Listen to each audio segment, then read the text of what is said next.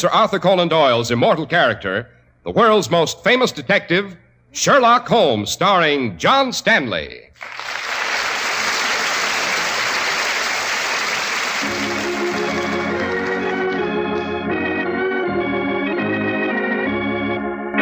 This week's adventure, the case of the Unwelcome Ambassador.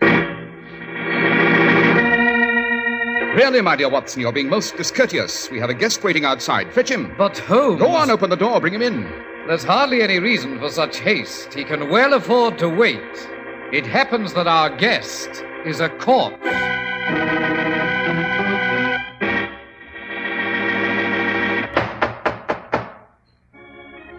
And so once again we visit Dr. John Watson, who is at work on his memoirs. Ah, Mr. Harris. Well, come in, sir, come in. Thank you. How's your writing coming along, Dr. Watson? Oh, splendidly. Sit down, my boy. Thank you very much. Which of the famous Sherlock Holmes cases are you working on now? Well, it's the case of the Unwelcome Ambassador. A very colorful affair involving a most undiplomatic murder. I'm very anxious to hear about it, Dr. Watson. And so you shall.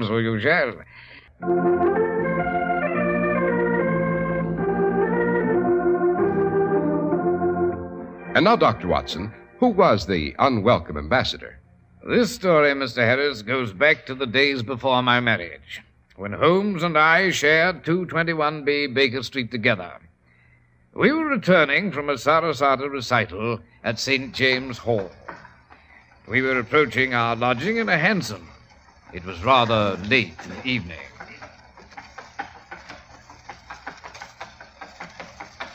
This is 221B, driver.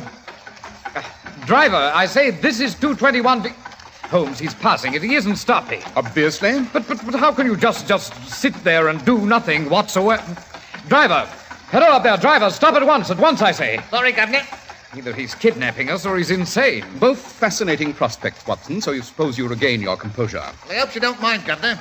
I was told to... let me see now. To give you this. What the devil? Now, careful, Governor. Tain't a salt biscuit that's wrapped in that oilskin. Open her up, why don't you? Well, let me see. Great Scott.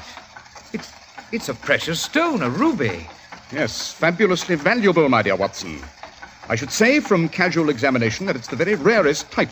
A pigeon's blood ruby, found only in the Mogok stone tract of Upper Burma. Of course, to be certain, one would require instruments. Who gave this to you, driver? Oh, please, Governor, you'll only confuse me. Now, let me see now. I'm to say the ruby's for you, Mr. Holmes. It's by way of an invitation to stay in me cab and allow me to drive you to the docks, where you're to board the good ship Java Belle. Indeed, well, I'd have none of it. Oh, if you'll allow me to finish, Governor. I'm to say your safety aboard the Java Belle is guaranteed.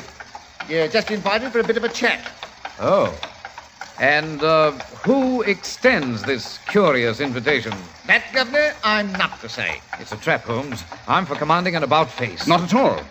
Either our host is a gentleman of fantastic means whose plight is so desperate that he's been obliged to employ the ruby to attract us to his ship, or else he's a remarkably successful criminal, and the ruby is a mere trinket in his bag of loot.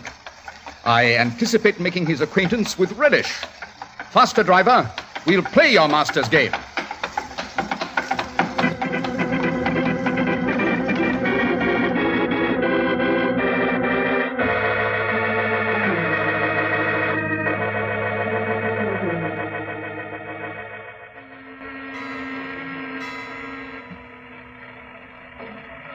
Right up that gangway, gentlemen. He's in the cabin, what's all lit up on the main deck. You see it? Thank you, driver.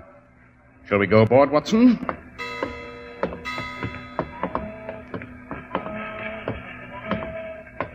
I say, it's sinister-looking vessel, don't you think? There's all the aspects of a pirate ship. This would be our host's cabin. Come. Ah, Mr. Holmes and Dr. Watson, you've accepted my invitation. I'm delighted. Be seated, won't you? Thank you. Huh? What's that? I said thank you. Now, sir, beyond the fact that you've spent considerable time in the tropics, that you've been in London for 6 days, and that you're an exporter of spices, what information do you wish to impart? How on earth do you know all that? The shipping page of the Globe listed the Java Belle as arriving 6 days ago, if I recall correctly, out of Macau, the Portuguese East Indies. As for your cargo, the odor of cinnamon aboard is inescapable. And it's clear that you've been in the tropics for some time because you suffer from a slight defect in your hearing, symptomatic of prolonged use of quinine. You're quite right, Mr. Holmes. I do come from Macau. It is on the South China Sea, separated from China proper by an ancient wall.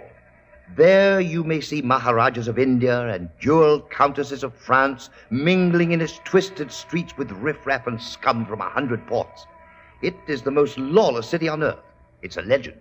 I imagine your problem concerns Macau? It does, sir. My problem concerns the newly arrived ambassador to England from Macau, Senor Ruiz. Well, what of him, Mr. Mr. Edwards, Watson. The Globe was also conscientious enough to list the owner of the Java Belle. Mr. Holmes, the ambassador is about to be murdered. What? Oh, how do you know? There is a delicate political situation in Macau, Dr. Watson. Fanatic extremists would benefit greatly if the ambassador were to die. I have heard rumors that they have dispatched emissaries here to London to carry out the unpleasant task. And you've sent for me to prevent the crime? Exactly. If the ambassador should die, there would be an upheaval in the Indies. I should lose control of my export business, an immeasurable loss. You may consider that ruby a gesture on my part, Holmes. Keep it with my compliments. And besides, you may name your own fee. I have but one proviso. Pray continue. Our understanding must be absolutely confidential. That's why I had you brought here. I did not want to be seen entering your flat. It would add to the unfortunate rumors already circulating in London about the ambassador. Are you personally acquainted with him? Oh, we've met, social occasions, tea in Hong Kong, military ball in Ceylon, that sort of thing. What is his address? 2 Lancaster Gate. Does the ambassador know of the threat to his life? Certainly, but he refuses a bodyguard. Deeply ingrained sense of Oriental fatalism. When did you last see him? Oh, it's been months. 3 at least. I take it you'll accept the case, Holmes? Definitely. Then, if and when you discover the would-be killer, please turn him over to Scotland Yard before revealing his identity to me. By Jove, that's a strange request. Dr. Watson, I feel the man who would deprive me of my industrial empire should suffer. But I want him to suffer legally. If he were to fall into my hands personally, I am a collector of strange Oriental objects. Some of them include torture devices beyond Western man's imagination. I could not resist using them.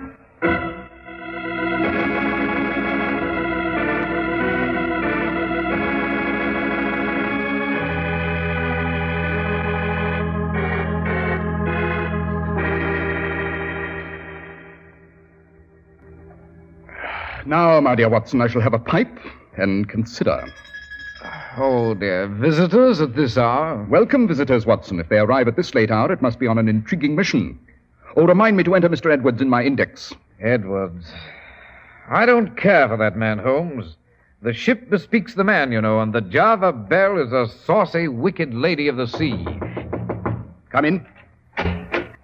Mr. Holmes. Let me tell him, Philip. Mr. Easy, Holmes. my dear girl, easy. Suppose we begin with a proper introduction. Yes, but we're desperate. We can't wait. This is my friend and colleague, Dr. Watson. How do you do? Mr. Holmes. My dear young lady, if you'll remove your cape, the mud on it's dripping to the floor, and Mrs. Hudson, our housekeeper, will be furious in the morning. We mustn't lose a second. Your coat, sir, it's in the same deplorable condition as the young lady's. Oh, very well. I'm Philip Randall. This is Edith Norton.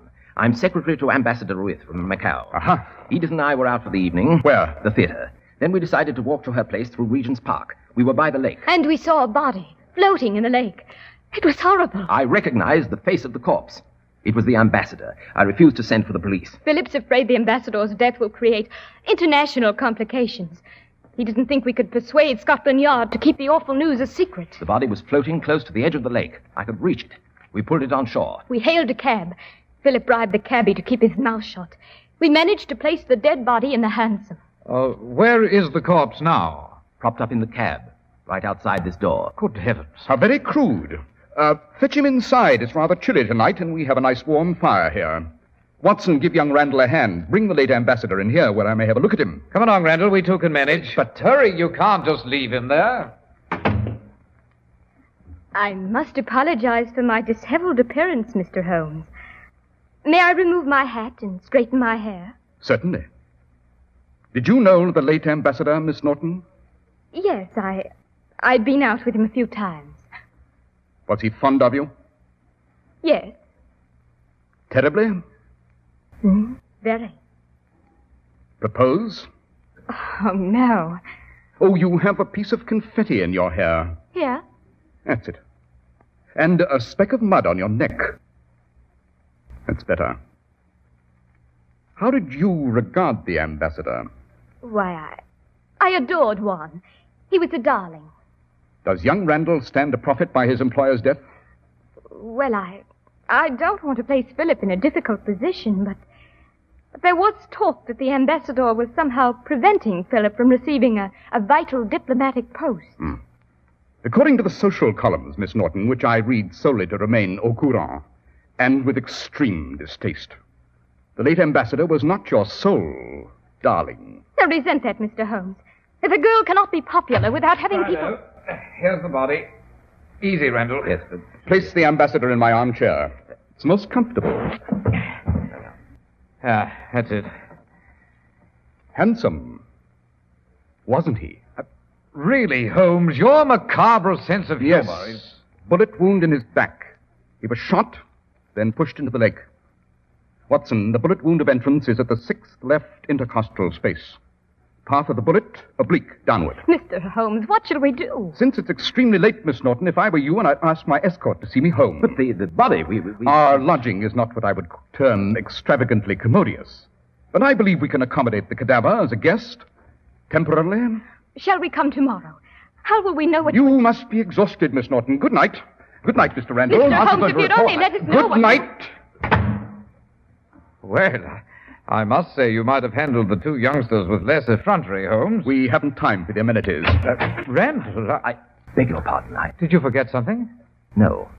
Edith's gone downstairs. I just stole back because I have a suggestion. It's about a man named Jack Singh. And why are you telling us about him? Well, he knew the ambassador quite well. He's an incredible chap, a mixture of Chinese, Malay, British. He spent a good deal of time in Macau at the gambling tables. Where is this Singh? In Limehouse. He operates a gambling spot there. There was talk of a wager he'd made on the mathematical chances of the ambassador's being assassinated. You might look into it, Mr. Holmes. Well, I must run. Good night. Now, why would young Randall want to keep Miss Norton from hearing that? You're wasting time in idle speculation, Watson. Well, perhaps... Holmes, why are you putting on your coat? Because we're off to Limehouse, Watson. I must meet this gentleman who equates mathematics with death.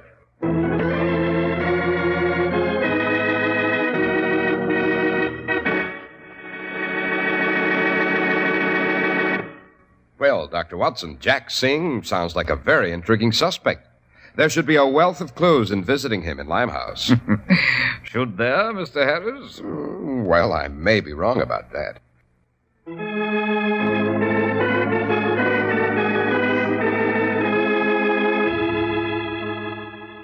And now shall we return to our story, Mr. Harris? Oh, by all means, Dr. Watson. Very well, then. Holmes and I dashed into a hansom and soon reached Limehouse. The streets were too crowded for a horse and carriage, so we were obliged to go the last portion of the way to Jack Singh's gambling establishment on foot.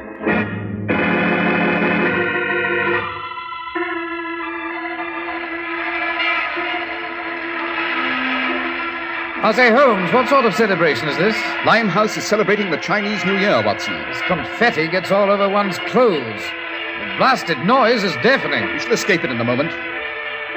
There's the building that houses Jack Singh's gambling establishment. Yes, so it is. And Lord knows what will become of us in there. It's probably swarming with criminals. And murderers.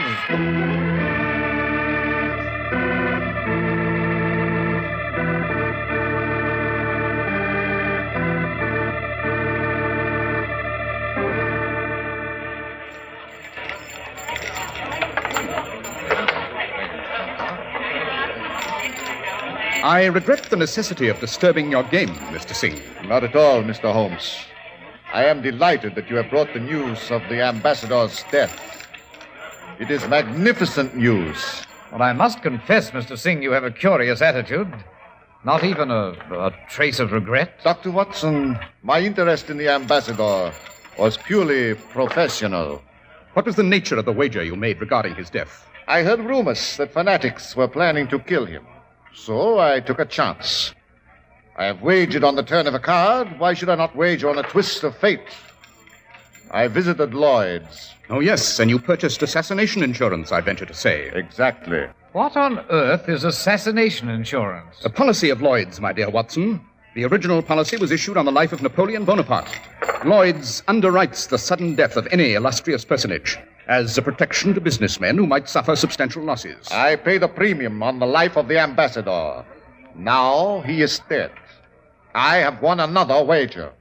I have again guessed the correct number on the wheel. From your highly pleased demeanor, Mr. Singh, I should say you've won a gigantic sum. I have. I am quite frank about it. Mr. Singh, when did you last see the ambassador? 10 days ago. Thank you. I have no further questions. Good night, gentlemen. You may use that side door going out. Good evening, Goodbye, Mr. Singh.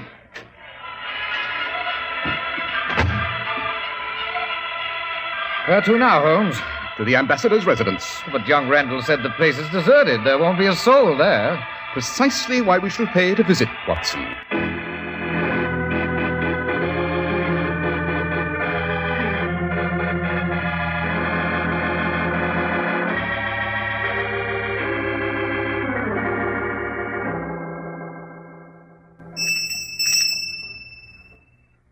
Randall told you no one's at home here at the ambassador's, Holmes. Then we're obliged to enter the ambassador's home in unorthodox fashion, Watson. And how might that be? The window. These absurd English window fasteners won't delay us. This way.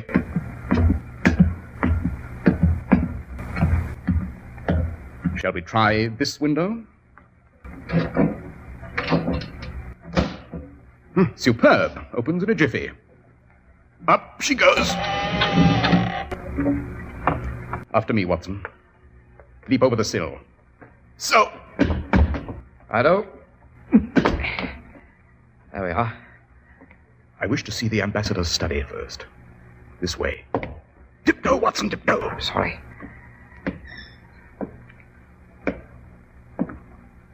This is the study. Here is the ambassador's desk. His papers. Like that small lamp, Watson's. Wait a minute, Holmes. Shh. I hear someone. Uh-huh. The late diplomat has another visitor at the front door. Who could it be? Step behind this clothes horse with me. Good.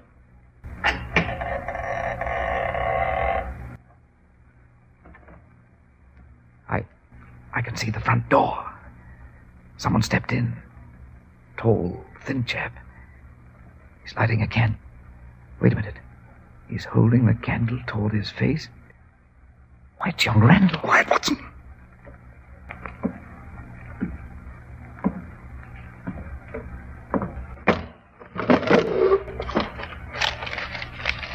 I have already examined those papers, Randall. You'll find them rather dull. Holmes, shall I send for the police, Holmes? No. Don't do that. Please.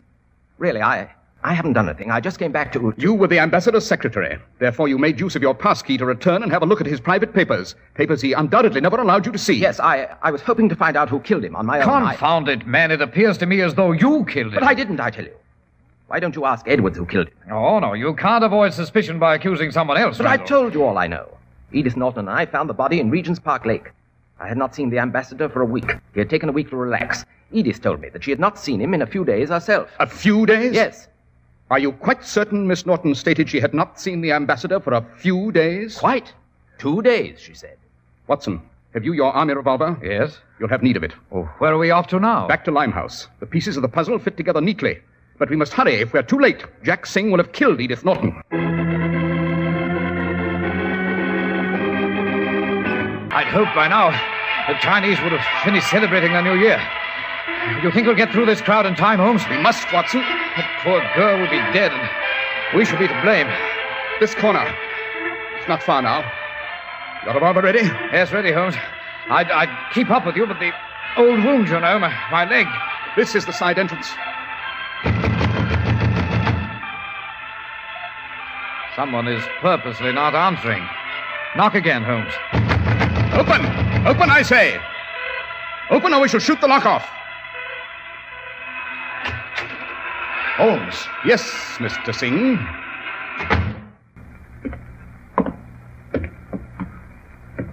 Good evening, Miss Norton. Oh, Mr. Holmes, I'm Mr. so Singh, glad to I'm see you. obliged to detain you with this revolver until we fetch the police to charge you with the murder of the ambassador. Oh, not quite, Watson. Actually, the ambassador was killed by you, Miss Norton. Why, that's Quiet, preposterous. Go on, Holmes. When you first arrived at Baker Street, Miss Norton, there was almost imperceptible bit of confetti in your hair. What of it? Exactly. The question occurred to me, of course. I had the answer when I first visited Limehouse tonight. The Chinese have filled the air with confetti. You remarked about it, Watson. Therefore, I knew Miss Norton must have been in Limehouse earlier this evening, before her engagement with young Randall, since he said they'd only attended the theater. And so you knew, Holmes, that she was in this with Mr. Singh. That doesn't prove that I killed the ambassador. Patience, dear girl. Everyone who could have done away with the ambassador said they hadn't seen him in at least a week. In one case, not for 3 months. But you claim to have seen him just 2 days ago, Miss Norton. I did. That's not the truth. It's utterly impossible for you to have seen the ambassador alive in the past 48 hours. I believe Dr. Watson will support the authenticity of my medical information in this instance. The ambassador's body was found floating in Regent's Park Lake, and it requires a minimum of 5 days in the water for a human body to become sufficiently buoyant to float. You have her, Holmes. We will collect a great deal from Lloyd's, Mr. Holmes. If you would forget this, you might... Ah, yes. And you, Mr. Singh. You purchased a weighty premium guaranteeing the ambassador's life. But you wanted to wager to be a certainty. You could not commit the crime yourself. You required the services of someone familiar with the ambassador's habits here in London. Someone who knew him intimately, who would be with him alone and often. So you made arrangements with Miss Norton, a ruthlessly ambitious young lady who's striven desperately to marry into wealth. Why, of all the nuts... I hurried here because I realized that now that the money is forthcoming, Mr. Singh might decide to do away with you, dear girl. Why should he share it now the work is done? Keep your hand out of that drawer, Mr. Singh. Don't reach for your gun. Jack! Jack! Worthy marksmanship, Watson. Merely a shoulder wound, Mr. Singh. Try not to look as though you'd been mortally wounded. You too, Miss Norton, that expression of despair is most unbecoming. I suggest you save your melodramatic performances. Scotland Yard will provide the perfect stage for them soon enough, with a well-constructed gallows. Oh, I did forget.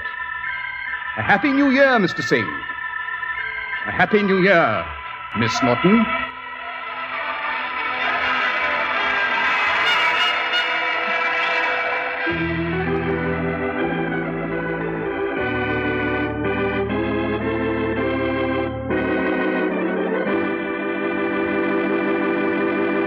Well, Dr. Watson, the case of the unwelcome ambassador was very intriguing.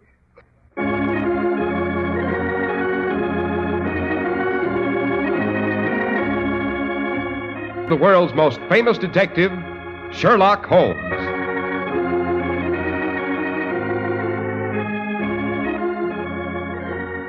Our stories are based upon the character Sherlock Holmes, created by Sir Arthur Conan Doyle, and the program is produced and directed by Basil Loughrane. Sherlock Holmes is played by John Stanley, Dr. Watson by Ian Martin. This week's story was written by Howard Merrill, special music by Albert Berman.